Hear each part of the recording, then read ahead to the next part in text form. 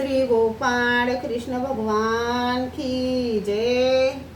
लीळा number 152। माईन भटाला प्रथम भेटीतच बोध। माईन भट्टांचा 5 दर्शनाचा अर्थात कर्म राठीतील देवता शास्त्रांचा अभ्यास झाला होता। 6वे प्रभाकर नावाचे दर्शन ते महाराष्ट्रात अभ्यासता येत नव्हते, म्हणून तेलंग देशाला जाऊन त्यांचा अभ्यास केला।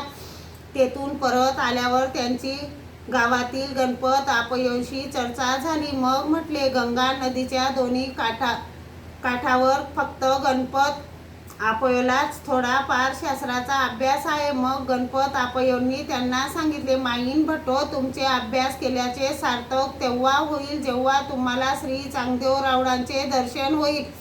माईन भट्टांनी विचारले, ते विद्वान आहेत का? नाही, ते महात्मे। माईन भट्टांनी विचारले, काही शास्त्र जाणतात काय? गणपत आपयोंनी म्हटले, शास्त्र जाणतात की नाही ते माहीत नाही, परंतु ते मराठी फारच सुंदर व उच्च प्रतीची बोलतात। माईन भट्टांनी मनाशीच म्हटले, ते महात्मे शिवाय मराठी बोलतात तर माझ्याशी बोलतील काय? ते जर मराठीत बोलतील तर मी संस्कृतमध्ये बोलेन। मग गणपत आपयोला विचारले, तुम्ही ज्यावेळी त्यांच्या दर्शनाला जाल त्यावेळी मला घेऊन जाल का? हो, घेऊन जाईन। मग एके दिवशी गणपत आपयो सर्वज्ञांच्या दर्शनाला निघाले। मग माईन भट्टालाही बोलवून सोबत नेले। रस्त्यात माईन भट्टांनी सर्व प्रकरणे मनन केलीत। ते असे बोलतील तर मी असा बोलेन असा विचार करीत भाम ठाण्याला आले। गणपत आपयो काही कामानिमित्त गावात गेले तेव्हा पिंपळे वामन भट्टांची भेट झाली। त्यांना विचारले, तुम्ही कुठे जात आहात? मी सर्वज्ञांच्या दर्शनाला जात आहे। तर मग माईन भट्टाला सोबत घेऊन जा, मला काही काम आहे। त्यांनी हो म्हटले। मग पिंपळे वामन भट व माईन भट सर्वज्ञांच्या दर्शनाला आले। सर्वज्ञांना सकाळचा पूजावसर होऊन आतील ओट्यावरील आसनावर बसलेले होते। सर्वज्ञांच्या श्रीकंठी फुलांचा गडदंडा, माळ, श्रीमुखी पानाचा विडा, कपाळावर आडवे चंदन लावलेले असे माईन भट्टांनी पाहिले। पिंपळे वामन भटाने सर्वज्ञांना दंडोते घातले, श्रीचरणा लागले। माईन भट्टांनी फक्त आपला हात आपल्या उराला जोडून नमस्कार केला। मग दोघे सर्वज्ञांजवळ बसले। माईन भट्टांनी सर्वज्ञांना पाहिले आणि मागील सर्व विसरले। पिंपळे वामन भट थोड्या वेळानंतर सर्वज्ञांना दंडवत घालून निघाले। ते माईन भट्टांना म्हणाले, चला जाऊ, पण ते गप्पच होते। सर्वज्ञांनी वामन भट्टांना सांगितले, तुम्ही पुढे चला, यांना आवडेल तोपर्यंत येथे असू द्या, मग येतील। पिंपळे वामन भट निघाले। मग सर्वज्ञांनी माईन भट्टांना विचारले, जीवात्मा जन्म मृत्यूच्या बंधनापासून कायमचा सुटतो अशी काही प्रतीती आहे का? माईन भट्टांनी म्हटले, आहे, पण एवढेही आपल्याला अजून माहीत झालेले नाही। मग आतापर्यंत आपण कोण्या कामात अडकले होते? तेव्हा बाईसांनी म्हटले, यांची बाबांवर बुद्धी श्रद्धा नाही असे म्हणून रागावू लागली। तेव्हा सर्वज्ञांनी तिला श्रीकराने, श्रीमुखाने, श्रीमुकुटाने मनाई केली, बाई रागावू नका, जीव स्वरूपी अनंता जन्मातील अपात्रता आलेली आहे, ती सहजासहजी लवकर फिटत नाही। तुम्ही तरी पूर्वी आमच्याशी कसे वर्तन केले होते? मग सर्वज्ञांनी माईन भट्टांना विचारले, कशी प्रतीती आहे? माईन भट्टांनी उत्तर दिले, कर्म करावे, कर्म केल्याने अंतःकरण शुद्ध होते, शुद्ध अंतःकरणामुळे वैराग्य उत्पन्न होते, वैराग्यामुळे ज्ञान उत्पन्न होते, ज्ञानाने मोक्ष होतो। यावर सर्वज्ञांनी सांगितले, कर्मापैकी नित्य व नैमित्तिक कर्मे, ती प्रतिदिनाचा चरितार्थ चालवताना जी हिंसा होते तिच्या प्रति वायाच्या दुःखाच्या परिहार्थ केली कामी कर्मे, ती ज्या कामनेने केली त्याप्रमाणे फळे झाली। मग कोणते कर्म उरेल? मग अंतःकरण कसे शुद्ध होईल? मग वैराग्य कसे उत्पन्न होईल? मग ज्ञान कसे होईल आणि मोक्ष कसा मिळेल? हे सर्वच खोटे आहे। अविद्यायुक्त जीवाला स्वतःहून ज्ञान होत नाही। माईन भट्टांनी विचारले, का होत नाही, का होते? यावर चर्चा सुरू झाली। मग माईन भट्टांनी मनाशी म्हटले, खरेच गणपत आपयोंनी म्हटल्याप्रमाणे हे अत्यंत सुंदर व उच्च प्रतीची मराठी भाषा बोलतात। आता संस्कृत भाषेत चर्चा करू. मग संस्कृत भाषेत चर्चा सुरू केली तेव्हा सर्वज्ञ संस्कृत सहज सुलभतेने बोलू लागले. जे अर्थ सांगितले ते माईन भट्टांनी कधी ऐकलेले नव्हते. अशी संस्कृत भाषेत तास दीड तास चर्चा झाली. सर्वज्ञांनी त्यांना संस्कृत भाषेतील चर्चेत सुद्धा निरुत्तर केले. माईन भट्ट गप्पच राहिले. मग सर्वज्ञांनी आपणहूनच म्हटले, सृष्टीमध्ये जेतुलेही जीव करी तेतुलेनी काही सेनीही मुंचे ना एक वाचोनी. तेव्हा माईन भट्टांनी विचारले, ज्या एका वांचून मुंचन होत नाही ते एक सृष्टीतच होत आहे, आणि शिवाय ती जर जीवाचीच क्रिया आहे तर एक जीवात्मा या क्रियेने जन्म मृत्यूच्या बंधनापासून सुटतो व त्याच क्रियेने दुसरा का सुटत नाही. सर्वज्ञांनी सांगितले, तो जीवाचा स्वभाव. मग माईन भट्टांच्या लक्षात आले की स्वभाव म्हणजे स्वतः आचार अवयाचा धर्म. त्यांनी पुन्हा विचारले, जीजी ती एक क्रिया कोणती जेणेकरून जीवात्मा जन्म मृत्यूच्या बंधनापासून सुटतो. सर्वज्ञांनी सांगितले, ती एक क्रिया परमेश्वराचे दास्य करणे होय. माईन भट्टांनी विचारले, जीजी निराकार निर्वेहू परमेश्वराचे दास्य कसे घडेल. सर्वज्ञांनी सांगितले, सृष्टीमध्ये कोणे करणे मुंची जना एके परमेश्वरू विनी तोची परमेश्वरू निर्वेहू निराकारू असे परिकृपावसे साव्यहू साकारू होय. अवतरे आपुले सन्निधान दे ते दास्य मोचक छ. जैसे द्वापारी श्रीकृष्ण चक्रवर्ती त्यांचे दास्य घडे तेव्हा हा जीव संसारापासून सुटेल. माईन भट्टांनी सांगितले, जीजी ते युगच गेले, ते आपल्या अव्यक्त स्वरूपी विलीन झाले. सर्वज्ञांनी सांगितले, जैसे सह्याद्री दत्तात्रेय प्रभू त्यांचे दास्य घडे तेव्हा हा जीव संसारापासून सुटतो. माईन भट्टांनी म्हटले, त्यांचे दर्शन सहजासहजी होत नाही अथवा दर्शन देत नाही. सर्वज्ञांनी सांगितले, जैसे द्वारावतीय श्री चांगदेवराव त्यांचे दास्य घडे तेव्हा हा जीव संसारापासून सुटतो.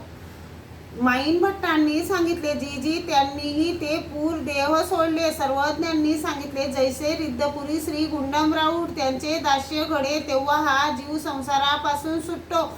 माईन भट्टांनी सांगितले, जीजी त्यांनी वेडा पिसा वेश स्वीकार केला आहे, त्यांचे दास्य कसे घडेल. सर्वज्ञांनी सांगितले, जैसे प्रतिष्ठानी श्री चांगदेवराऊड. माईन भट्टांनी सांगितले, जीजी ते सन्निधान कसे. सर्वज्ञांनी सांगितले, सन्निधान ते असे म्हणून आपल्या स्वतःकडे बोट दाखविले. जीवासी बोधू आणि बोध शक्ती ते येथून इची की गा. माईन भट्टांनी विचारले, जीजी परमेश्वराला कोणी इंद्र म्हणतात, कोणी ब्रह्मा म्हणतात, तर कोणी विष्णू म्हणतात, कोणी महादेव म्हणतात, असे अनेक प्रकाराने म्हणतात व त्याच भावाने भसतात, तर त्यांची फळे कोण देतात. सर्वज्ञांनी सांगितले, अनंत शक्ती परमेश्वरू सकळाईसी विषयी व्यवस्था करीती. यावर हस्तीचा दृष्टांत निरूपण केला. गावा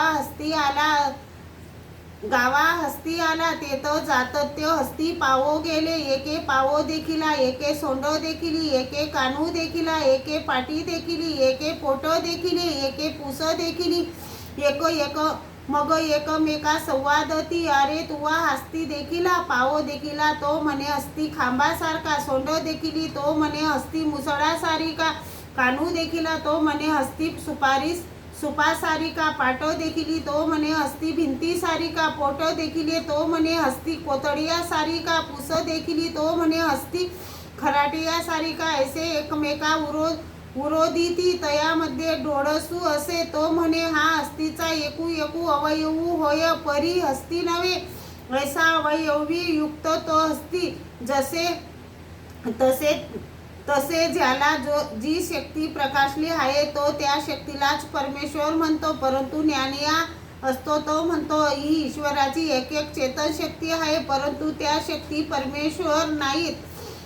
परमेश्वर नाही तसा सर्व शक्तियुक्त तो परमेश्वर होय. आणि यावर माईन भट्टाला बोध झाला. मग माईन भट्टांची सर्वज्ञावर बुद्धी बसली. ईश्वर अशी प्रतीती आली. उठून दंडवत घातले, श्रीचरणा लागले. मग विचारले, जीजी अव्यक्त परमेश्वराचे कसे लक्षण आहे. सर्वज्ञांनी सांगितले, भटो व्यक्ती शक्ती ते अधिकारोणी परमेश्वराची व्यापारती. परमेश्वराचा सकळही व्यापारू शक्तीद्वारकू व्यक्ती व्यापार नाही. मग माईन भट्टाला उद्धरण निरूपण केले. सर्वज्ञांनी सांगितले, सृष्टीमध्ये परमेश्वरू अवतरेती. मनुष्य वेदधारीय होती, माया वेदधारीय होती, माया पुरधारीय होती, माया निमित्त पुर, माया पुरम, माया घटाकार्य आकार्य होते. नक चर्म रोमादी करोनी शुद्ध चैतन्याची ते मायापुरी. मायेसी अभिमानू ब्रह्मांडी शक्ती आदिनु शक्ती व्यापारू. मायापुरी ईश्वरादिनु शक्ती व्यापारू. मायापुरी इतर शक्ती तुल्य माया. ईश्वरी संपूर्ण शक्ती, जीवी अशक्ता शक्ती. ऐसी या मायापुराते स्वीकारुनी कर्मभूमी स्थिता. मनुष्य देहयुक्ता जीवा ज्ञानापर्यंत परमेश्वरू आपला संबंध देती. एका प्रेम संचरती. प्रेम बोलीजे भक्ती बोलीजे. प्रेम संचार मात्रे विकारू विकल्पू स्वभावे ये तिनी उच्चोदनी जाती. भक्ताचे सकळी सन्निधानी चरितार्थू होय. भक्ताशी श्रीमूर्तीवरी साध्य साधन ऐसी प्रतीती. प्राप्य प्रापक बोधू साध्य साधना कार्य आकारले करण चरणवंत ब्रह्म ये ऐसी भक्ताशी प्रतीती. मग भक्त वियोगी नुरे भक्ता नित्य संबंधू. एका जीवा प्रति परागिरा करोनी परमेश्वरू आपले अस्तित्व साधिती. मग एक अनुसरिती एक ननुसरेती ते प्रमादीये बोली जेती. त्रया सृष्टी शून्य होय अनुसरले याचे अंग तुक कुठे. अनारब्ध सुखे पारब्धा भोगे श्रेयो.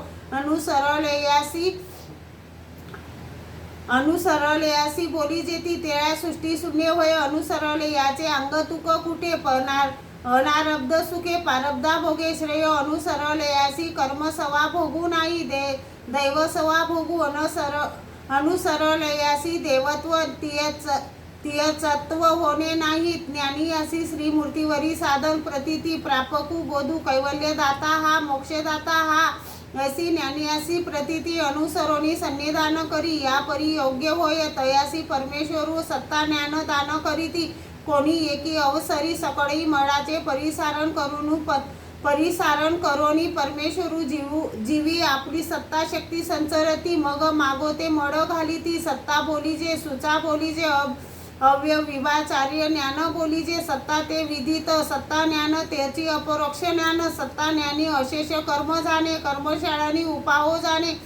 येथे विघ्न जाणे. विघ्न पशुनू जाणे. सन्निधानी शाळी का असन्निधानी शाळी. सन्निधानी तोकडोनी भौतशाळी. असन्निधानी ते जेतुलिनी शाळावे ते तेतुलेनी शाळी. सत्ता ज्ञानी विकार सृष्टी कर्मसृष्टी अधीनावती. दैव विग्रह ब्रह्मादिक आपुलिया पदा नेयावया येती. परी तो तयाची वासई न पाये. अष्टभैरव हालविती डडडविती. परी तो जैसा काही तैसाची. ब्रह्मतुल्य आनंद विग्रहत्वे प्रकटती. विद्या अविद्या पुरुषू या तिया ते विद्या प्रकाशी. मग तो विद्या अदिनी होय या परी योग्य होय. तयासी परमेश्वरू सामान्य ज्ञान दान करती. सामान्य ज्ञानी विकार सृष्टी कर्मसृष्टी वेगळा होय. दैवसृष्टी अधीना होती. सत्ता सामान्य ज्ञान मिळवणे अशेष कर्मशाळ न करी. अशेष मळ शाळ न करी. तेने लाविले ते तो फेडी. तेने नाही लाविले ते तयाची न फिटे. याती करते तत्कर्म म्हणून कर्म शब्द बोलीजे. कर्म शब्दे मळई बोलीजे ती. या परी योग्य होय. तयासी परमेश्वरू विशेष ज्ञान दान करती. विशेष ज्ञानी दैवसृष्टी वेगळा होय. सकळई शक्ती अधीना होती. अपरोक्षा होती. माया कौपोनी उदासीन होय. माया कृपा व्यतिरिक्त परमेश्वरू तयासी सकळई शक्ती दाना करीती. मग तो सकळ सिंह प्रमाण द्रव्य होय.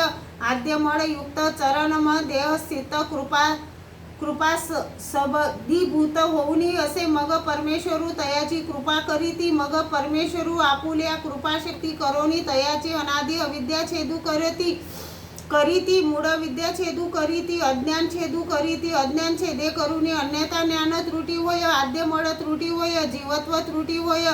तडी चिल हानी तले या परी वरी चिल पडे उतर अंडी गडबडी. या परी परमेश्वरू तया ते माया पारंगत करती. साध्याची या प्राप्ती साधन निर्वेते. परमेश्वरू भक्ताशी आपली अनुभूती रती देती. भक्ताशी आपण पे सामोरे देती. ज्ञानी अशी ब्रह्मीभूत करती. ज्ञानी अशी पाठीशी घालती. ज्ञानी अशी मोक्ष देती. ज्ञानी या ब्रह्मी मिसळे बुडी दे भक्तभेदे अनुभवी के अभेदे अनुभवी ऐसा विकल्प तेत करो नये या परी परमेश्वरू श्री चक्रधरू जीवा ते उद्धरती वैकरी अस्तित्वे परमेश्वरू तीही ते अनुवर्तविती तव पुरुष विद्ये अधिनु नवे तव ब्रह्म विद्ये अधिकारू आती बोध काळी देवता परत या सरेती बोध काळी मड कर्मे परते सारीती बोधू देती अवसरी जीव चारी घडियापर्यंत अनातू होऊनी असे मग केतुले एक दिसपर्यंत दैव वाट पाये मग उदासीन होय.